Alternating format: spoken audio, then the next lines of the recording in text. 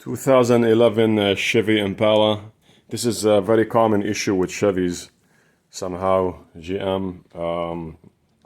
When you first look at the coolant inside the radiator, I'm gonna pour this out in a container so you can see what I'm talking about here. It looks like a head gasket problem, but it's not. Anyhow, I removed this case here from the radiator, the side cover, where the coolant transmission cooler sit or reside inside the radiator. And as you can see, the transmission cooler line, I removed them out so I can demonstrate what happened here. This is to confirm the issue is not the head gasket. And luckily, this is what's caught early before the coolant goes into the transmission. But somehow, because the transmission pressure it's somehow high and it shoots into the coolant system, the fluid inside the coolant system. So let me pour this out and show you exactly what I'm talking about here.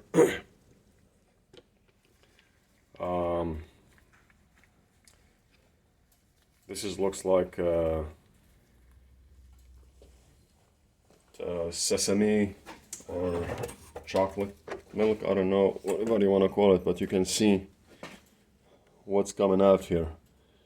This is what came out of the radiator, and the whole cooling system is contaminated with this. And again, when you see this, you think it's the transmission, it's the head gasket, but it's not. So the problem is the radiator is the issue, and specifically it's the transmission cooler inside the radiator leaking into the radiator.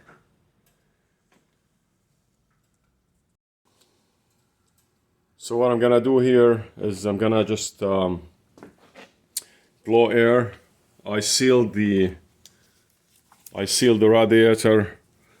One line here, it's sealed. I put a cap on it, and I put a cap on the cooling system, so this the water stays inside.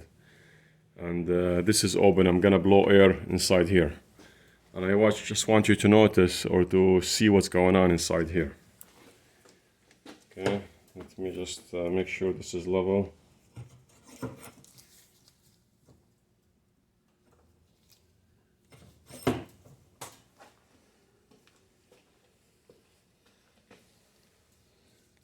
Let me just move the camera forward a little bit more and see what happened here.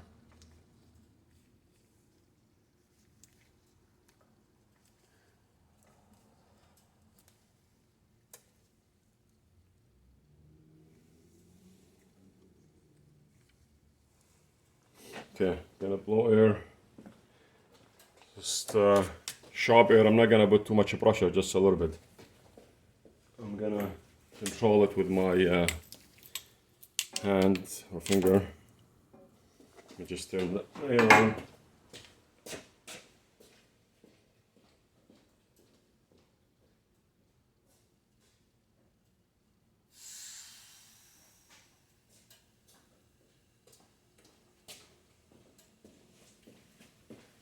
The air compressor was off, so I turn it on.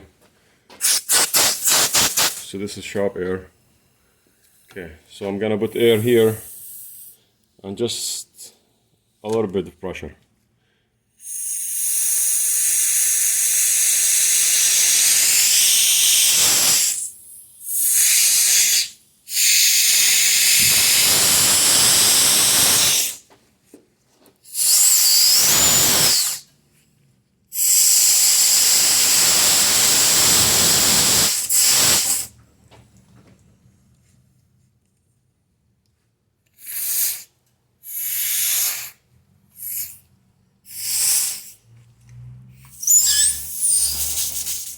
Okay, so as you see, there's coolant inside the transmission line already here when I blow.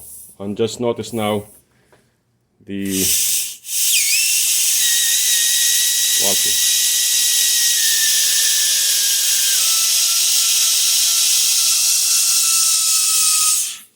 So the air, it's very much instead of the transmission fluid going into this line. So I'm putting air.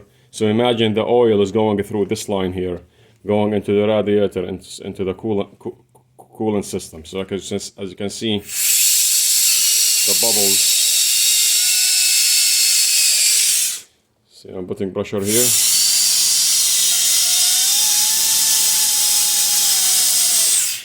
Okay, so that radiator or the transmission cooler inside the radiator is leaking into the coolant system. All right, so this is what's happening here. Let me bring a closer look so you can see more.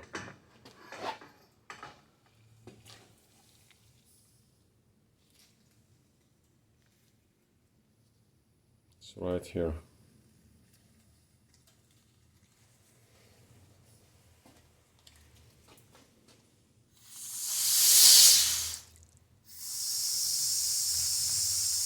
Okay. So now it's air going in, but that's where the transmission fluid was going, escaping inside the radiator, inside the cooling system. So the whole thing was contaminated. Luckily, the transmission fluid inside the transmission was very low.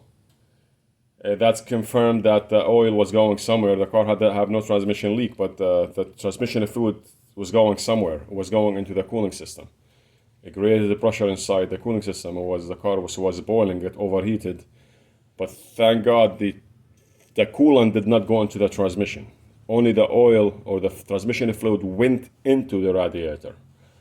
I have cases before where both mixed.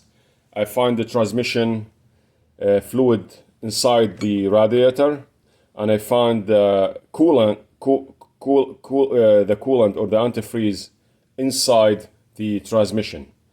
If you didn't drive the car for a long period of time, you could save the transmission by flushing the fluid in it without driving it. Have to completely remove all the fluid and change it a couple times.